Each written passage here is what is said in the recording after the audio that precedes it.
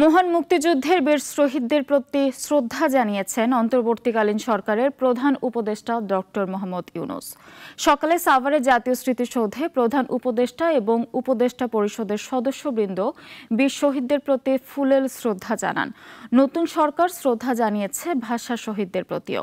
বিস্তারিত আনোয়ার হোসেনের রিপোর্টে। সকালে হেলিকপ্টার যোগে সাভারের জাতীয় স্মৃতিসৌধে পৌঁছান অন্তর্বর্তীকালীন সরকারের প্রধান উপদেষ্টা ডক্টর মোহাম্মদ ইউনূস। সেখানে পৌঁছালে তাকে উচ্চপদস্থ বেসামরিক ও সামরিক কর্মকর্তারা স্বাগত জানান। স্মৃতিসৌধে ডক্টর ইউনূসের শ্রদ্ধা নিবেদনের ঠিক আগেই নামে বৃষ্টি। বৃষ্টির মধ্যেই সকাল ৯টা ৫০ দিকে ৭১-এর বীর শহীদদের প্রতি ফুল দিয়ে শ্রদ্ধা জানান অন্তর্বর্তীকালীন সরকারের প্রধান। শ্রদ্ধা নিবেদনের সময় কিছুক্ষণ নীরবে দাঁড়িয়ে থাকেন তিনি। বিহুগলে বাজানো হয় করুণ সুর।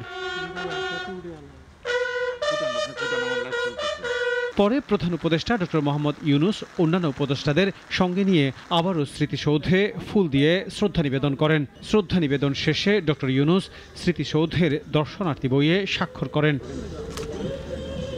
পরে মহান ভাষা আন্দোলনের শহীদদের স্মরণে কেন্দ্রীয় শহীদ মিনারে শ্রদ্ধা নিবেদন করেন অন্তর্বর্তী সরকারের প্রধান উপদেষ্টা ডক্টর মোহাম্মদ ইউনূস। বেলা ১১টা ১০ দিকে রাজধানীর কেন্দ্রীয় শহীদ মিনারে ফুল দিয়ে শ্রদ্ধা নিবেদন করেন তিনি। এই সময় কিছুক্ষণ নীরবে দাঁড়িয়ে থাকেন প্রধান উপদেষ্টা। পরে অন্যান্য উপদেষ্টাদের সঙ্গে নিয়ে আবারও শহীদ মিনারে ফুল দিয়ে শ্রদ্ধা নিবেদন করেন তিনি। গতকাল দেশের নতুন অন্তর্বর্তী সরকারের প্রধান উপদেষ্টা হিসেবে শপথ নেন শান্তিতে নোবেলজয়ী ডক্টর মোহাম্মদ ইউনূস এবং আরও ১৩ উপদেষ্টা।